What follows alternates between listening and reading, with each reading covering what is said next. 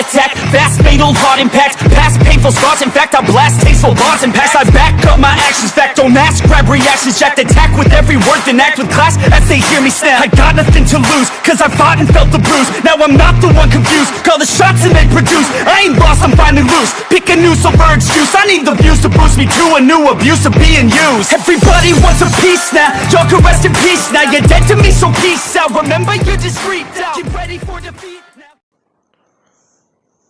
Alrighty, hello everybody. This is Kira's show here. Now, let us begin. Whenever we last left off, Midoriya, Eto, Bakugo, and Momo, they had all left the party. Now, let us cut to the morning. Midoriya, he wakes up in bed, and he is surrounded by beautiful women, as he does have to put his clothes on. Him putting on his pants and going to go make coffee. As soon as he does brew a pot, he does actually get a silver plate, and put cups on it, filling them up and creating cups of coffee for these three. As he does actually walk back into the room, and simply just waits. If there's anything that will wake up a ghoul, it is a nice hot cup of coffee. And it works. Shortly, these three, one after another, do begin to wake up. And Midoriya passes out the mugs, as they all do at least begin to laugh and talk about the night, and what really happened. A lot of them trying to bring up some funny things that happened in the past. Midoriya actually being able to remember one of them. It was one thing between Bakugo and him whenever they were younger. It was whenever Midoriya simply tried to attack the sludge villain. Yeah, he got sent flying and he lost quite a lot of the things in his pockets. And it was actually a very weird day, especially thinking about it now. Where's All Might? Huh. Well, I guess they're gonna have to figure that out later. As they all do get dressed, and simply go about their days. Now, Midoriya and everyone, they simply are beginning to try and piece this all together. Midoriya stays in his room for a little bit of time, as he goes over these recordings, the ones his father has made, going over the second, third, fourth, and fifth log. There are quite a lot of things in here, and he's actually wondering about that video. There's a videotape in here. It's not labeled, and it's really just something that he wants to know about. Deciding that he would put it in the VCR and press play. Now, as soon as he does do this, he begins to watch what happens. Watching as there's a camera, and it just gets shifted and moved, as it does have Hasashi. Him slowly backing up, and simply just saying, hey, hi. Well, first off, hey there, champ. How are you doing? Second, I hope you're doing good. Third, as Inko does walk into frame, Hasashi then going on to say that he can't believe it. His son, at the age of 5, 6 years old, he's perfect. He's normal. And he hopes that he has a good life. A very good life. Listen, bud. I'm gonna try and be a good dad. I'm going to try and be there. I'm going to try and do things differently. I really hope that you're watching this now. And in case I'm not there, so in case something ever happens to me, please do know I love you, son. And I would give my life for you. I would give your life to keep your mother safe. I'd do anything, really. And I hope you feel that way too. Listen, I know this is kind of out of the question or probably off topic. Hopefully, you're watching this when you're a lot older. You can understand this question. Hell, what am I saying? Would you even have one of these things to watch this? Probably should have made this a CD. Anyways, I probably will try doing that later. Make one of those. But, anyways, now, if you are living a normal life among the humans, good for you. I'm really proud of you. And if you are older than that, probably younger, I'm not too sure, I hope that you've done well. I hope that you find someone that will make you feel normal, who will make you feel loved. But, okay, that's just not all I want to say. Hopefully, I'm still around to explain this. But I guess you can call this life insurance. The world, it isn't ready for you. The world's not going to be ready for you. What you are is special. Your mom and I talked about it a lot. And we're still fighting over baby names, really. Then again, you already know the outcome of that. Hell, I thought about naming you after my dad, but she's going for hers. She's trying to go for her grandmother, though, in case you are a girl. Fingers crossed you're a boy. We actually don't really know. Well, yet. Your mother is about 5 months pregnant. Inko bringing a hand over her stomach. And simply just listing off a female name. Saying that she really hopes that she's watching this. And sees this. So, your father and I have been thinking. And we've decided to tell you something. You need to make the world ready. You need to show them that we're more than just monsters.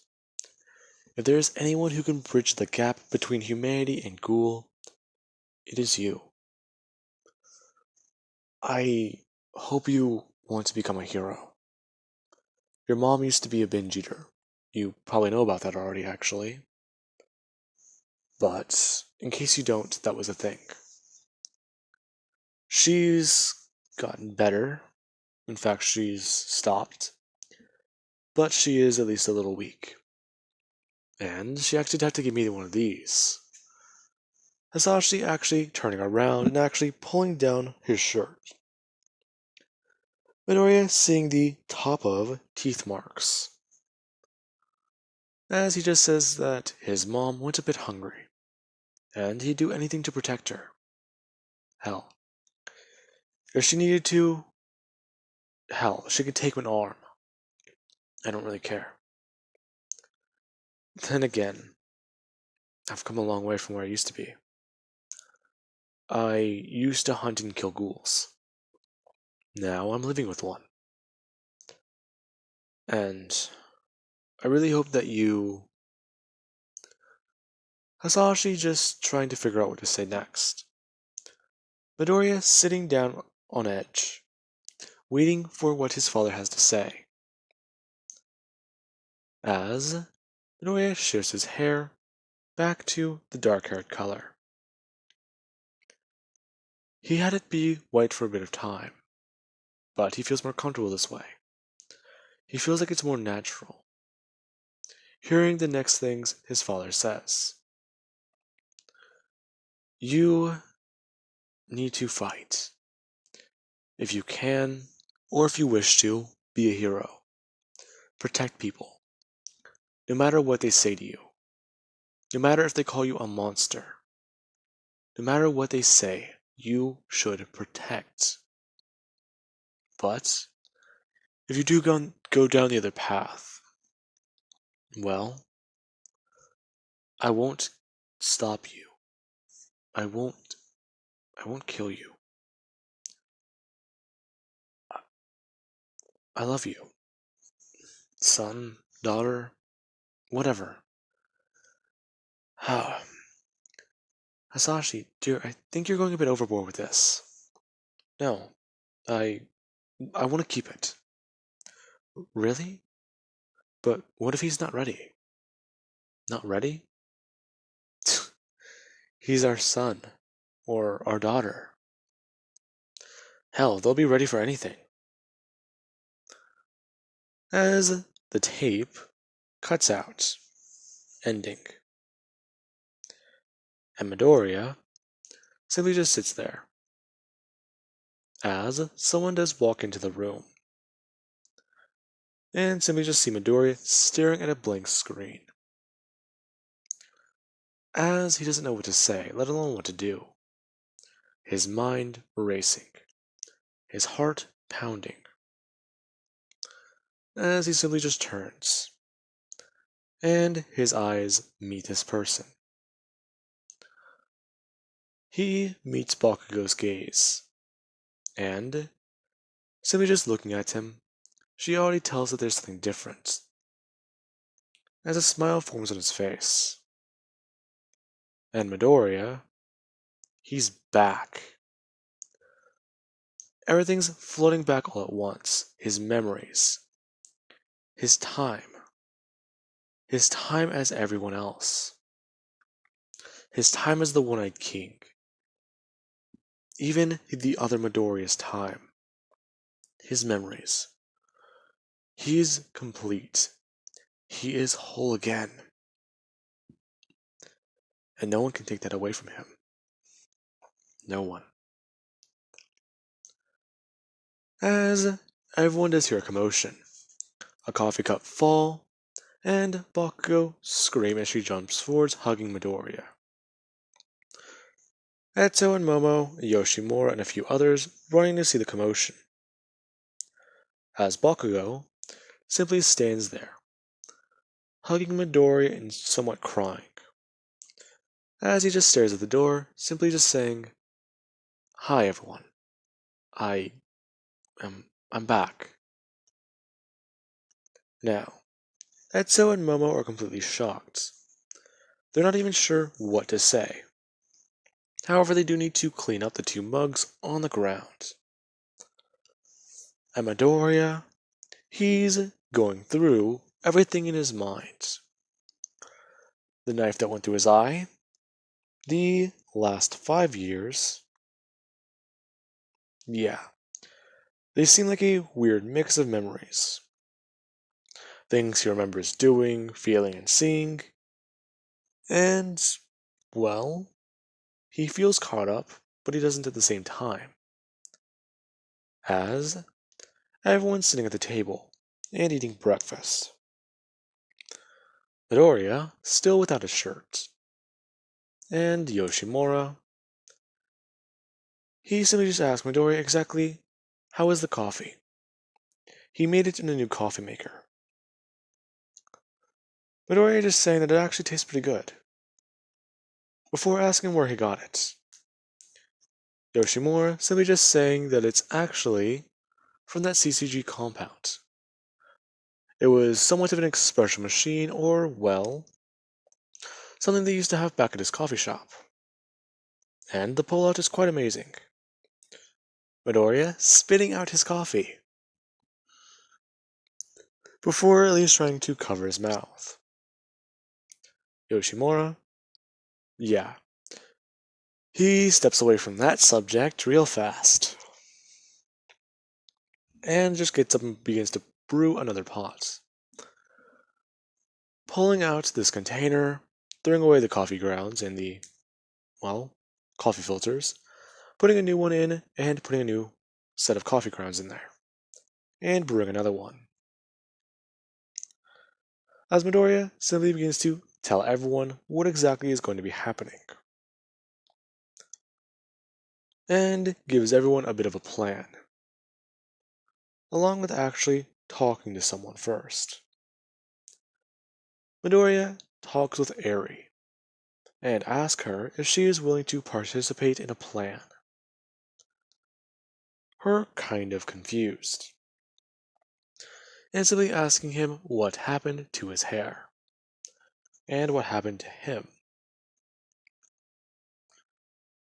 Midoriya going on to say that it's a long story, and he would love to tell it, but he's gonna give her the short version.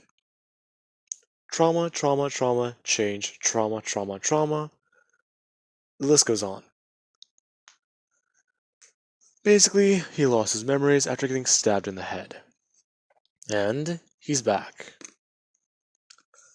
Him simply just telling Momo and Eto that the one-eyed king thing was actually pretty clever. And he isn't happy about having to kill, but he understands it. Both of them simply telling him sorry. Midoriya then going to tell them that they should not apologize. Survival was top priority. However, I wish we didn't have so many casualties. Then again, it could have been worse. Thank you for at least trying to stay true to what I had. Then there's those blackouts. What? Do you guys know why I had those?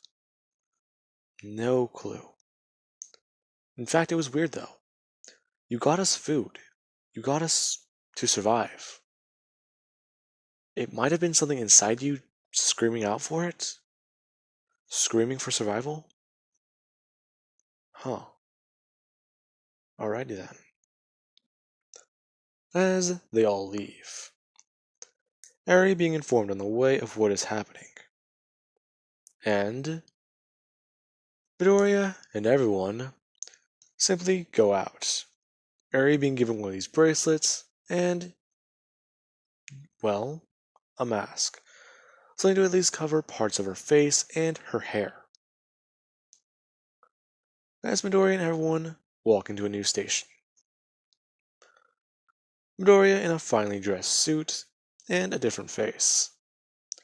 Everyone is wearing something fancy, as it's Midoriya and these three, along with Eri.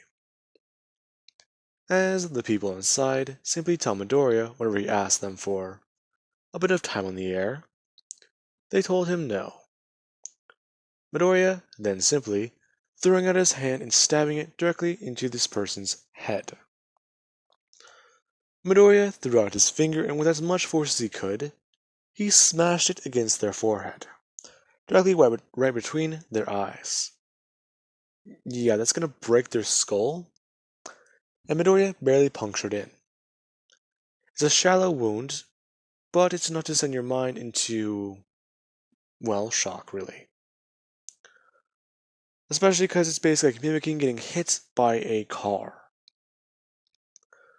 Or possibly even shot. Now, with that being said, Midoriya and these three begin to make their way throughout this place, slowly taking down staff, and anytime the security guard is trying to intervene, they simply take them all down. However, they do not reveal their ghoul abilities, this being simply shown as quirks. At least that is what people think, so it does not alert the CCG. Until Midoriya simply smashes open the door to the newsroom, and he does actually walk over, stepping in a view and simply grabbing these two people and pushing their chairs away. One man trying to stand up and yell at Midoriya, that he should not be in this room. Midoriya, grabbing him by the back of his head and smashing him down to the table, and telling him that that does not matter. As soon as he changes his face back, the woman screams in the chair, shouting that it's the sadistic king. Midoriya then telling her no, he's not sadistic. Well, not really. Possibly. Anyways. Now, I'm sorry to interrupt you, but as these other three change their faces back, and the news lady does recognize a few of them. Eto was the possible one-eyed owl, right? She was seen as something. She doesn't really know. She does know that these are ghouls, however. And then there's the fact that there is a detective in the room. And the girl from UA. The one who turned out to be a ghoul. That story blew up everywhere. And she was in the spotlight for quite a bit of time. UA's whole statement that a ghoul won the sports festival. Yikes. That was bad. Especially when that ghoul was congratulated by All Might and told that she could be a good hero. The CCG had a long time to cover that shit up. Anyways, now, Midoriya simply tells Eri to step into frame. Midoriya holding out his hand, and people all around the world, or at least all around Japan, watching as Eri steps into view. And they see this mysterious girl with a horn on TV with the One-Eyed King. Midoriya simply telling her to please take that thing off. Her taking off the hood, turning and revealing her face. The CCG released a picture of her before. Or at least the news did. The story was only short spread for a while. And the people who do recognize her are the pro heroes. This is Eri, the girl with the rewind quirk. And they know why she is in that room. What the ghouls are about to do is going to blow everyone away in the world. As Eri activates her eye. Everyone watching as Eri's eye turns. And Midoriya goes on announcing to the camera that this is what a natural-born ghoul with a quirk looks like. Yes, he is a natural-born ghoul also. So is one of my brides. Eto is a natural-born one-eyed ghoul. And Momo, Yaoyorozu, as all of you know her, she is a two-eyed ghoul. And my long friend, Katsuki Bakugo. Yes, he is a live CCG. I wouldn't kill her. Not before coming after you. If you turned her against me, you would have faced hell. I will drag each and every one of you to the gates myself if I had to. Now, listen. This is what the CCG has been hiding from you. I once gave a statement. Do any of you remember? The CCG's treatment of ghouls, the prisons.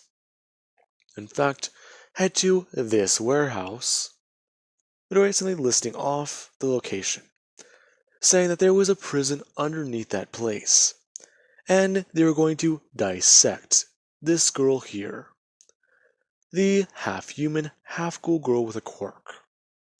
Why would they do that? They want to weaponize your species. The CCG want ghouls to be eliminated for the sole purpose that they are a threat. However, that is the thing. Your whole idea of a threat anything that can harm the norm. Then again, what about any of you out there? One of your mutations may someday cause something to happen. Hell, what is it? All for one. Have any of you ever wondered about what happens whenever he takes someone's quirk? Does that person ever have the gene passed down?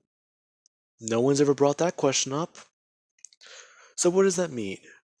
During the first couple centuries, whenever these people had their quirks taken, it's possible that he made people immune. Now, once again, what does that mean? It means eventually a quirk is going to manifest, something that threatens the CCG, and they will take it down, no matter who it is. However, this girl here, Midoriya then holding up a picture, and moving towards the camera, as everyone sees a picture of baby Eri, one eye and a horn. Midoriya is telling the truth, simply going on to say that that is exactly what it looks like, before simply handing the picture off to Eri. Her then putting it in her pockets, very quickly, and Midoriya simply just backing up, saying that he also does have information the CCG didn't want any of you to know. Do you want to know who my father was? My father, Detective Hasashi Midoriya, of the CCG. Yes, my father was former CCG, and my mother was the Ghoul. Does that sound odd? Does that sound odd? Does that sound, well, possible? No. Something is changing inside of us, humans and ghouls alike. And we are able to coexist. Not as two separate species anymore, but as one. And they're preventing that, all because they keep hunting us down. Now, with that out of the way, I have the research to back me up, and logs from doctors of the CCG. We found them on a computer, deep inside that compound. And that will be enough to clear us. And I will announce to my people a ceasefire. And we will stop killing. We will stop as the TV transmission cuts out all across Japan. Everyone simply just staring as a "Please Stand By" and CCG logo flash on screen. However, they were too late. Midoriya already said that his people will stop. Ghouls will no longer be killing people. And yeah, what happens next is a bit bad. As everyone is making their way to the roof, they are going to be going for a quick getaway. However, Midoriya, he is going to be buying them time. He is going to buy them time to get Eri out of here. If he dies, she is too important. However, Kirishima. Why the fuck was I going to say Kirishima? Momo, Eto, and Bakugo. There's where I was going to say Kirishima. Those two are usually always together. They simply know Midoriya will come back to them. If he doesn't, they are going to find him and bring him back. The CCG is going to capture him. They won't kill. He's far too valuable, especially since he just admitted on TV that he is one of these specialized hybrids that they have been looking for, that they have been searching for. They are given orders to stun and not kill. And Midoriya simply just stands there, watching as Eto quickly leaps off and simply just begins to fly throughout the air. Midoriya is just standing there as he watches them fly into the distance. Before, he simply looks into his peripheral vision. Men beginning to pour and pour around him as they circle him. Midoriya just taking 2 steps backwards and being in the direct center, looking around and turning, as the men announce that he is completely surrounded, and if they come with him quietly, or if he comes with them quietly, then they will not have to use force. Now, Midoriya then at least smirks a little bit, before just simply telling them that he said he was done. He had a ceasefire. Now, Midoriya simply just watches, as all the men around him, and women, they all draw weapons, and he hears a familiar sound, completely in unison. Watching as all of their eyes simply just begin to turn, and they release Kagunes. Midoriya is just looking around.